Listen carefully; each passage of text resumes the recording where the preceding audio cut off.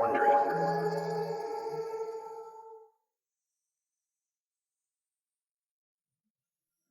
It's the evening of March 8th, 1971. Keith Forsyth emerges from his parked car, carrying a large briefcase. A cold wind sends a pile of leaves fluttering in the air, and Forsyth gazes around the streets of Media, Pennsylvania. Tonight, the town seems practically empty, and Forsyth grins. Empty streets are a good thing, especially with the massive risk he's about to take. Forsyth glances at his own reflection in the window. His long blonde hair is now cropped, and his beard has been shaved clean. He's wearing simple black frame glasses. He looks like a square, not an activist, and he can't help but laugh. This disguise is better than he possibly could have imagined. Forsyth then heads back down the block and stops at the corner. There, he scans the 4-story building across the street, which looms ominously in the dark night. For months, he's memorized every detail of this building. It houses an FBI field office, and right now, Forsyth is going to break in. Forsyth begins crossing the street and hears footsteps approaching. He turns to see a man walking toward him, carrying 2 6-packs of Budweiser. Hey, buddy. Got off work just in time, huh?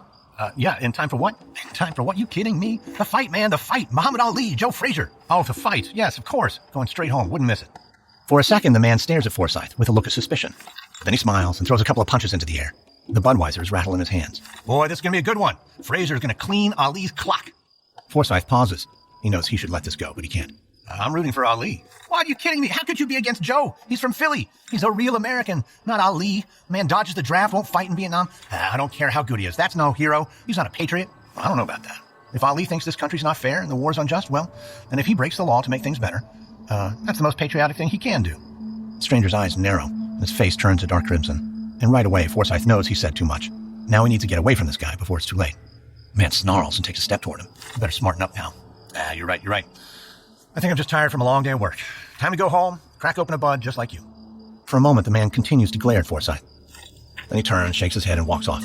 Forsyth exhales deeply and waits for the stranger to round the corner. Then he takes several deep breaths and looks back at the FBI field office across the street.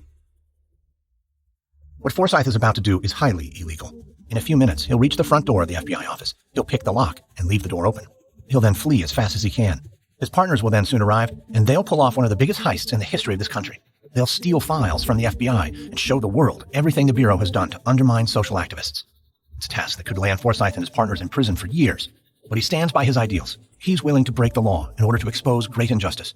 So he takes another deep breath, and Forsyth crosses the street, approaching the FBI office.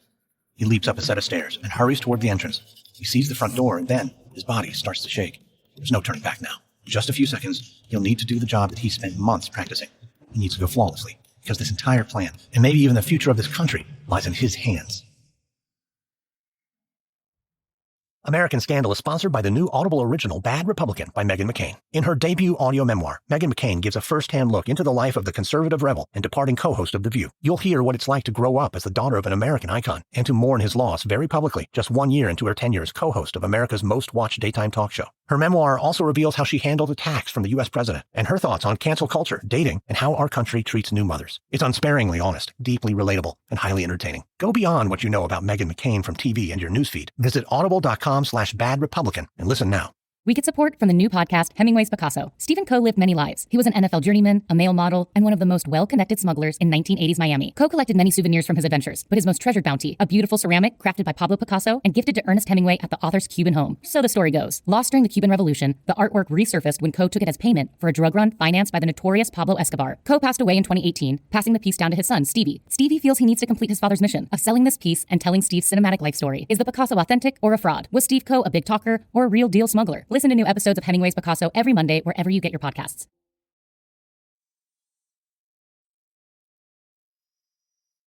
From Wondery, I'm Lindsey Graham, and this is American Scandal.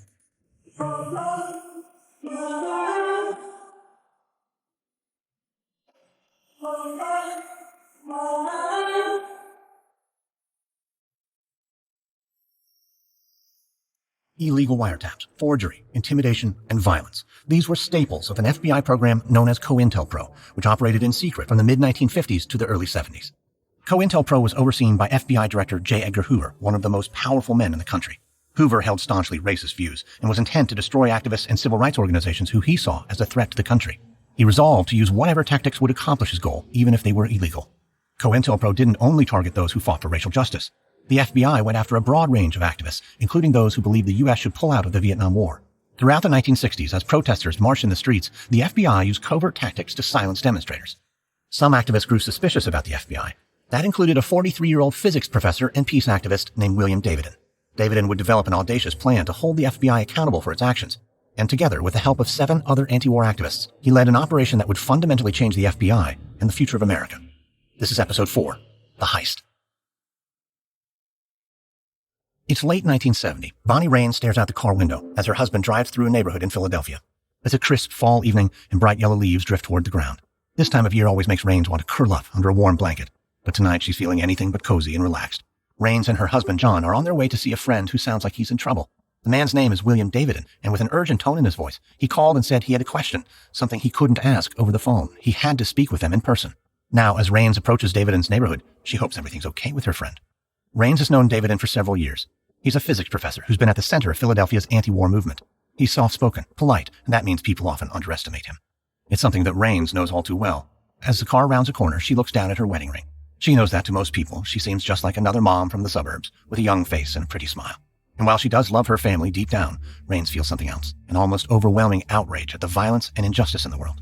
She's taken action, marched in rallies, but still she knows she needs to do more. She can't stand to live in such an unfair world. Soon the car comes to a stop in front of a 2-story brick house. The front door opens and Davidin comes out to greet them, his salt and pepper hair glinting under the streetlights. After a quick greeting, they step inside into Davidin's living room. Immediately, he lowers his voice and says there's something he needs to talk about. Raines exchanges a nervous glance with her husband. Davidin takes a deep breath and says he believes the FBI is trying to undermine the anti-war movement. J. Edgar Hoover speaks out against demonstrations. Rumors are flying that activists are being spied on, and Davidin has started seeing strange people at rallies, questioning protesters and taking photographs. John Raines snorts with laughter. He says he's heard these stories too. There's no evidence of a big government cover-up. They're just conspiracy theories. Davidin nods his head. He says it's true. There's no proof. No proof yet. But he wants to know once and for all if the FBI is spying on peaceful protesters. Because if it is, the Bureau could be capable of even worse abuses of power. Davidin pauses and then says he needs their help. Raines sees her husband nodding. A request like this is no surprise. After all, the two both oppose the war, and they both see themselves as activists. John even joined black protesters on the anti-segregation freedom rides. And so Raines smiles and says they would be happy to protest the FBI. Davidin just needs to name the time and place. But Davidin gently shakes his head, and he says it's time to do something more than just march. It's time to take real action. He lowers his voice even more, and then he asks what they think of burglarizing an FBI office. Raines and her husband look at each other, their mouths hanging open in shock. Then Raines turns back to Davidin and explains that you don't steal from the FBI. It's their job to catch thieves. Davidin nods. He admits the heist will be risky, but that's the only way to get their hands on the FBI's internal files. Those files will spell out any secret operations the agency is conducting against protesters, and once they have the evidence, they can publicly expose the FBI. For a moment, Raines stares at Davidin in disbelief. What he's describing is an impossible task. It sounds dangerous, even stupid, a suicide mission. And yet she can't ignore a feeling bubbling up inside her. It's a hint of admiration. Davidin may be a professor, but he doesn't let that label define him. It didn't stop him from flying to Vietnam to speak out against the war just miles from the battlefield. She knows that everyone could learn a lesson from William Davidin. Raines decides to answer for herself and her husband. She says that she and John will need time to discuss the matter. Davidin nods, and he says they should certainly think it through. What he's proposing is illegal. If they're caught during the burglary, they could be killed. And if they're caught after the burglary, they could be sent to prison for life. Raines nods her head. She fully understands the risks. She and her husband then rise and head toward the door. As they step out into the cool autumn air, Raines turns back and locks eyes with Davidin once more. She didn't give him a firm yes or no, but looking at Davidin and knowing everything he's done to protest the war, she doesn't have to fool herself. She knows the answer already. If stealing from the FBI will protect the peace movement, then that's what they'll do. It's a Saturday afternoon a few days later. William Davidin sits on a bench in Philadelphia's Fairmount Park. He watches families fishing down at the river and children running across the grassy fields. He turns and looks at the woman sitting next to him, Susan Smith. And Davidin just asked her the same question he asked the Raineses and several others. But Smith hasn't answered yet. She's just sitting there, staring out at the river, her arms folded tightly over her tan overcoat. Davidin sits and waits. He's desperate for an answer, but he doesn't want to rush her. He knows that none of this can be taken lightly. A few minutes pass, and finally, Davidin can't wait any longer. Well, what do you think? Bill, it's stealing. That's what I think. Stealing is unethical. It doesn't matter who's doing it. Wow. I'm surprised to hear that coming from you. And why's that? Why? Because of everything we did last year. The Susan I know came alongside me, and the two of us broke into those draft board offices. The Susan I know stood by my side, and the two of us burnt those draft files. She's a real activist, that Susan. Someone willing to break the rules to keep those kids from getting shipped off to Saigon. That was completely different, and you know it. What you're talking about now is way more serious. And you don't even know if we're going to find anything in what we're stealing. Yeah, you may be right. But this is a desperate time for a desperate country. And you know what they say about desperate times. But you can't just barge into an FBI office in the dead of night and hope for the best. You'd have to spend months casing the building, figuring out who goes in, who comes out, and when and where, and you need a getaway vehicle and a rendezvous spot. And David laughs. What is so funny? You're proving my point, Susan. Look at you. You're made for this. You need to be on the team. But why, Bill? Why this? Why now? David gazes across the sunny park. It's full of happy families enjoying their simple, good lives. And yet David can't help but grimace, because he knows that inside the government there are sinister forces at play. Government agents actively trying to undermine everything that makes this country worthwhile. David turns back to Smith. The FBI is out of control. They're prolonging the war in Vietnam, I'm sure of it. They're spying on dissidents, trying to suppress us, trying to stop us from taking a stand, even though we're allowed to. It's our right. You're telling me that doesn't bother you? Of course it does. Then help me prove it. Smith sighs and bites her lip. Bill, if it were anyone else, I'd say no. But I trust you. And if what you're saying is true, then this break-in is the right thing to do. It is, Susan. Yes, thank you. So when do we start? Next week. The two rise and David wraps Smith in a hug. She still seems tentative and withdrawn, but he knows it might just take some time. The more she learns, the more she'll come around on this plan. Soon the two head in opposite directions. David walks at a rapid pace, his mind now churning. With Smith on board, the team is nearly complete. It's time to plan the perfect heist. It's December 1970. William David climbs a steep staircase and feels cold air rushing to fill his lungs. He swallows the frigid winter air, feeling invigorated and alive. And as he reaches the top of the staircase, his eyes adjust and he looks around this dark and drafty attic. Inside, there's a couch, folding chairs, a couple large card tables, and a group of 7 people who he's recruited for this mission. Right now, they're waiting for him to begin the meeting and to lay out a plan for this very risky task. David takes a seat and surveys his newly formed team. It's a team that seemingly overnight has become a formidable group. In addition to himself, Susan Smith, and the Rainses, there's also Keith Forsyth, a man who knows his way around a lock. He proved that during their recent raid of a draft board office. Next to Forsyth is Ron Durst, who also took part in that raid. Judy Feingold sits perched nearby on a chair next to Durst. She's 19, one of David's friends, and looks more nervous than anyone in the group. David knows that this will be her first major act of resistance. And then there is Bob Williamson, an activist who dropped out of college to protest the war. David knows this is the perfect mission for a veteran protester like Williamson. David clears his throat. With his back straight, he summons what he hopes is a commanding tone. He tells the team their goal is simple. They'll break into the FBI office in the town of Media. There, they'll steal files that document the Bureau's top-secret activities. They'll probably be incriminating, and so the group needs to move fast and get them out to the public. Because the American people deserve to know if their government is spying on protesters who exercise their legal right to free speech. David sees their heads nodding. Good, he thinks, they're still on board. David continues and says that tonight they need to map out all of the details of this mission. But then Judy Feingold interrupts him, her eyebrows furrowed. She asks why David recruited them for this mission if he didn't already have a plan in place. David starts to answer, but is again interrupted. Bob Williamson chides David and says he didn't sign up for some half-baked plan. He doesn't want to go to prison anytime soon. The group begins murmuring in agreement, and David feels a blood drain from his face. This meeting feels like it's spinning out of control. David decides he can't let that happen. So he speaks up, tells the group that this is what the movement is about. Not top-down orders from some man in power, but people making decisions together as equals. Sometimes it gets messy, but that's how you make a better world. The group is silent for a moment, and then Bonnie Raines speaks up and tells David that she's in. She likes his approach, as long as everyone else does. David watches as the others nod their heads and say they're on board too. A wave of relief washes over David, and he thanks everyone for their willingness to be part of something so important. He then continues, saying that first things first, they need to pick a day for the burglary.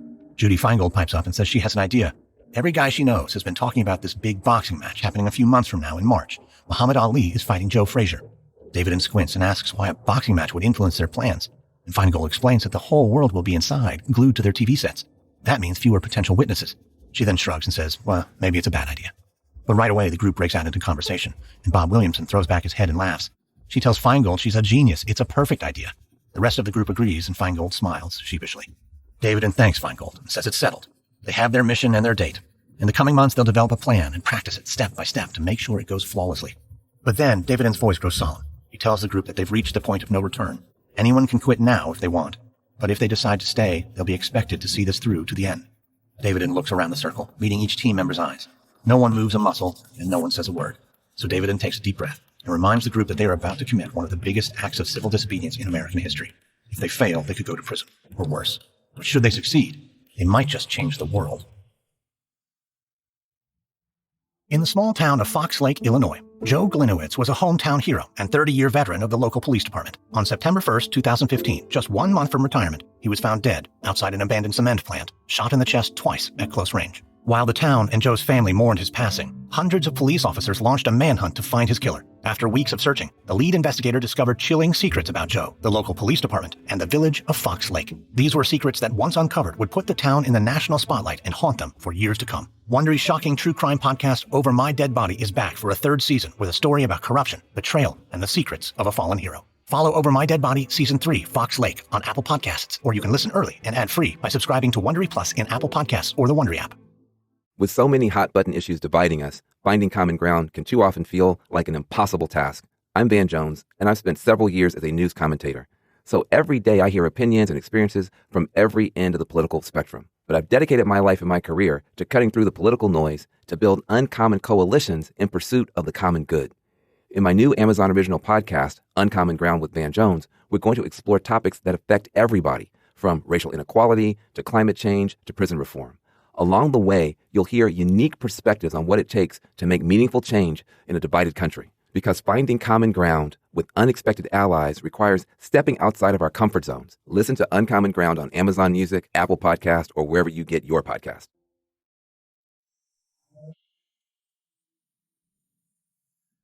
It's late evening in January 1971. The sky is gray and a light dusting of snow falls on a Ford Pinto, which is parked in Media, Pennsylvania. The car is dark. Behind the steering wheel sits Bob Williamson. He's an anti-war protester who's recently taken on a bigger act of civil disobedience.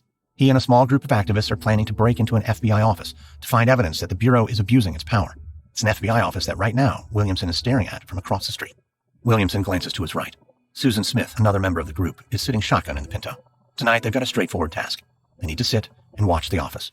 They need to learn whatever they can, who's coming, who's going, any risks their group may face. But so far they haven't learned much. The office seems to empty out around 5:30. It's quiet after that. They've also learned that the office is housed inside an apartment complex. Williamson knows that could make the whole operation a lot trickier. There's no predicting when someone might walk out their front door and spot a group of burglars breaking into an FBI office. Williamson yawns and turns on the radio. My Sweet Lord by George Harrison comes pouring out through the speakers.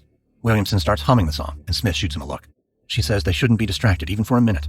Williamson yawns again. He's bored, tired of sitting here. He doesn't know how the cops can do it, he says. Smith turns down the radio, tells Williamson he's going to have to learn to be a little more patient. But right then, Williamson bolts upright. His mouth hangs open and he mutters a curse. It's a police car and it's approaching fast. The officer behind the wheel has a flashlight in one hand and is shining it from one side of the street to the other. Williamson instinctively ducks under the steering wheel. He tells Smith to get down. And right away, she curls up below the glove box. Williamson waits, the police car rumbling as it approaches. The flashlight bounces against the car's headrest. Williamson holds his breath and shuts his eyes. They can't get caught, not now. But when he opens his eyes, he sees that the flashlight has disappeared. The night is quiet once again. Williamson sits back upright, and so does Smith. He wipes beads of sweat from his forehead, and he sees the color slowly returning to Smith's face. Williamson laughs nervously and wipes his forehead again, but then Smith's expression becomes grave. She tells Williamson that was too close, especially for a task with such a low reward. And so Williamson asks, does she have a better idea about how they could case the building? And suddenly Smith's eyes begin to twinkle, and her lips form into a grin. She says she does have an idea, a much better way to get real intel on the FBI office. It's late February 1971. Bonnie Raines walks through downtown in Media, Pennsylvania, her high heels clicking against the pavement. But Raines nearly trips as her heel catches on the sidewalk. She lurches, rights herself, and then blinks. Normally she's not this nervous, but today is anything but normal. Raines is on her way to the FBI field office, the one her team is planning to burglarize. Her task is simple. She needs to case the office and mentally record as much as she can about the physical layout. She's not going to steal anything, and she's not going to pick any locks, but that doesn't mean she's not going to break some rules. Raines stops in front of a clothing store and looks at her own reflection in the window. Today, she's not Bonnie Raines, married mother of 3. She's in disguise as Emily Johnson, a local college freshman. Her cover story is that she's writing a paper about the FBI. And in a few minutes, she'll walk into the FBI office and keep up the ruse as she takes a tour with an FBI agent. Meanwhile, she'll construct a mental map of the entire office. Raines fixes her hair, which is tucked beneath a wool hat, and she practices spreading her lips into a smile that makes her look young and naive. Yet as she looks at her own reflection, her smile drops.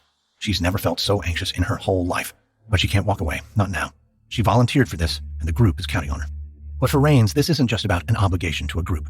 She's taking this risk because she knows she has to do something to strike back against the FBI, to help in the anti-war effort. She can't stand by any longer, all while men keep dying in Vietnam. Raines steps away from the window and makes her way down the street. Soon she arrives at the FBI office. She stops at the door and examines the lock. It's small and silver. She takes a mental picture of it. Then she opens the door and pretends to be a 19-year-old girl. Raines steps into the office, and right away she begins to scan the room. A secretary sits behind a desk, chatting on the phone. There are multiple file cabinets, including one very tall black cabinet. She squints her eyes, and then a man suddenly appears before her. He's got a doughy face and wears a gray suit and a striped tie. He reaches out and offers a limp handshake. Hiya, I'm Agent Lewis, and my keen investigative powers tell me you must be Emily? Bonnie responds with her best teenage giggle. Yes, I'm Emily Johnson. Very nice to meet you. And very nice to meet you. And I must say, you are very cute. Oh, stop it. Hey, someone open a case file on this one. I need some intel on where I should take her out to dinner. Raines grits her teeth. She wants to reach out her arm and smack Agent Lewis in the face, but she knows to control herself. You boys are too much. We sure are. Sorry.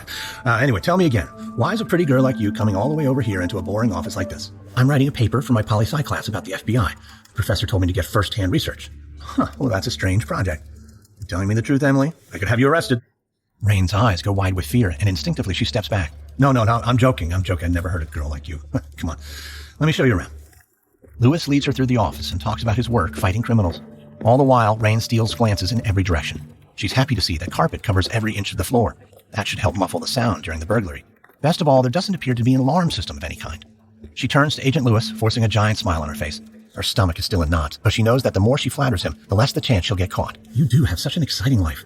I wish I could be an FBI agent. You, my dear, are cute as a button, but you do know that the FBI doesn't employ female agents. And look, I know you're probably getting exposed to all kinds of radicals on campus, but a girl like you should settle down. Find a man who can take care of her.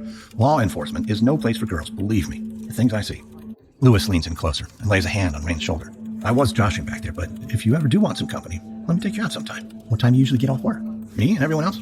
We all get off at 5:30. The office is a ghost town after hours, but don't tell my boss, I told you. He says there's always more criminals to catch.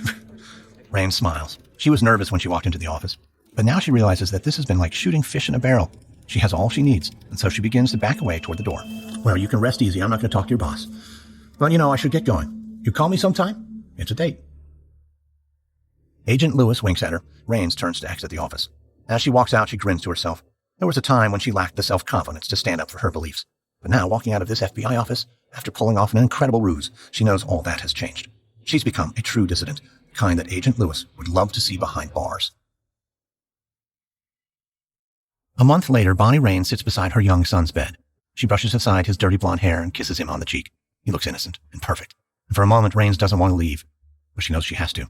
Because after months of training and planning, the burglary will now begin in just a matter of hours. She knows she could die tonight, or she could go to prison for the rest of her life. But Raines also knows she has to stay strong and prove that she's more than just an armchair activist. She's a fighter and willing to die for her beliefs. Raines hears a light tap on the door. She turns and sees her husband, John. He carries her coat under his arm, and he tells her it's time to go. Bonnie nods. She kisses her son once again, and with her head dipped down, she walks toward the door. She pauses, stealing one last glance at her son. Then she shuts off the light and closes the door. Raines says goodbye to the babysitter and steps outside into the cold wind. She hurries to the family station wagon, and John turns the keys to start the engine. Soon, the two of them will meet the rest of the team at a small motel. From there, they'll head to the FBI office, and the operation will begin. As they pull onto the highway, John reaches out a hand. Bonnie squeezes it tightly. She peers out at the dark road ahead. Within only hours, she'll discover if her decision to join William Davidson was the biggest mistake of her life, one of her proudest moments.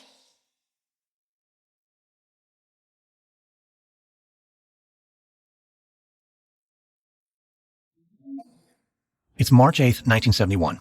Keith Forsyth races up the stairs as he heads to the front door of the FBI office. His heart is thudding, and he can feel it all the way in his throat, but he needs to stay calm and composed.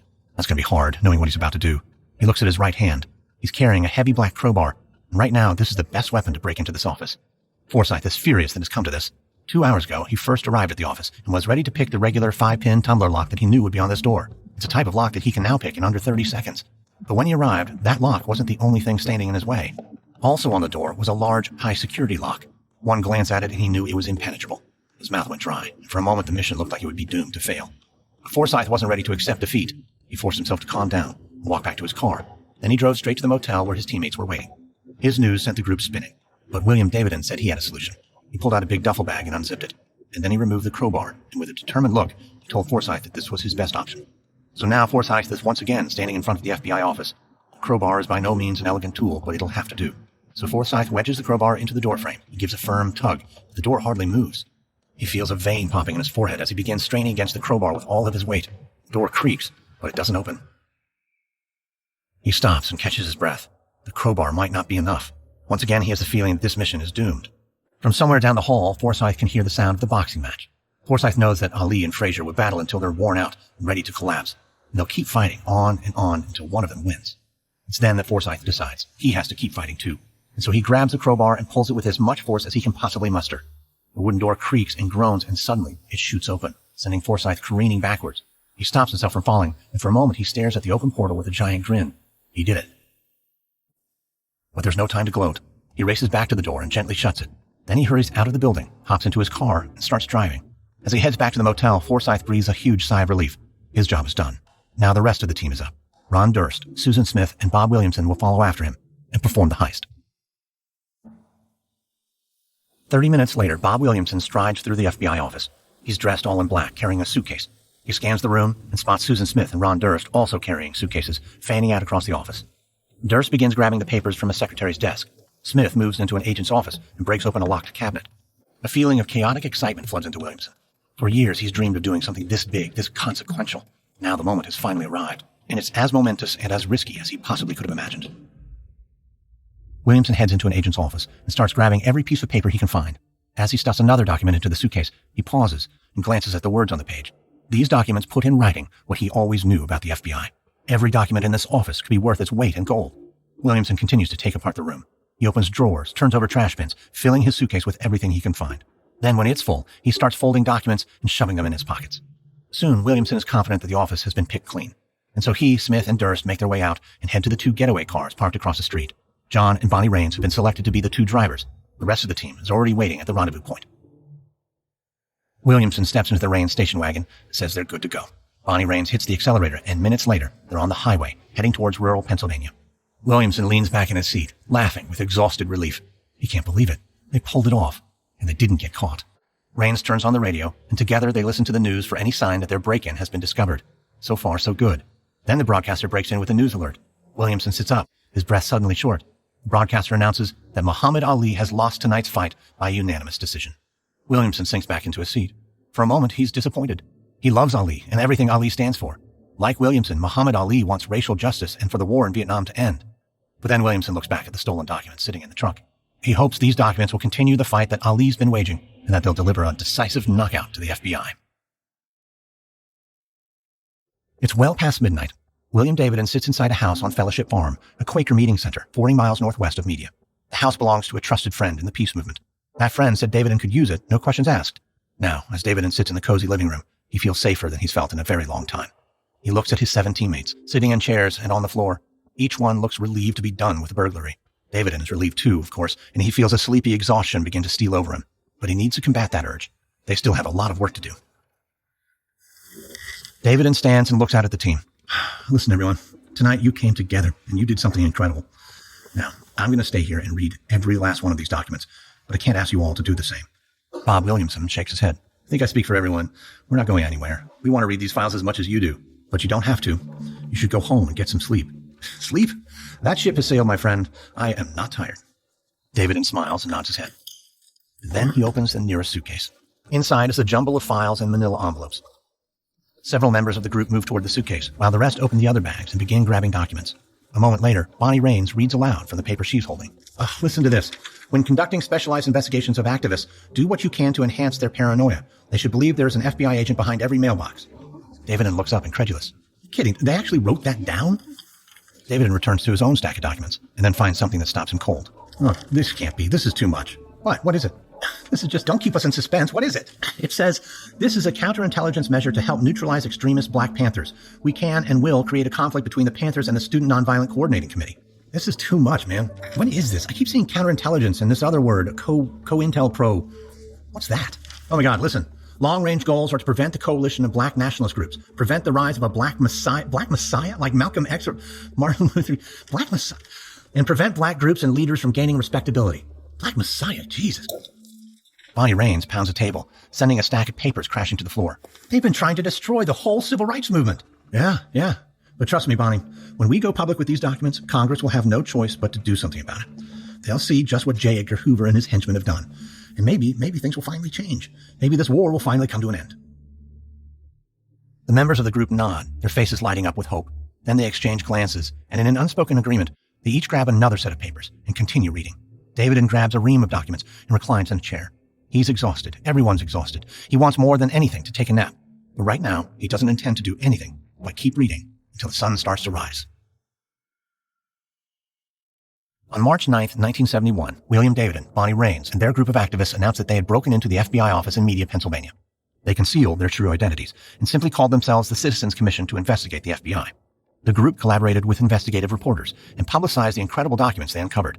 Together, the activists and reporters revealed the inner workings of Cointelpro, the FBI's abusive program that targeted dissidents and black civil rights leaders. Immediately after, J. Edgar Hoover and the FBI launched a massive investigation. Some 200 special agents were deployed to find those who'd broken into the FBI office.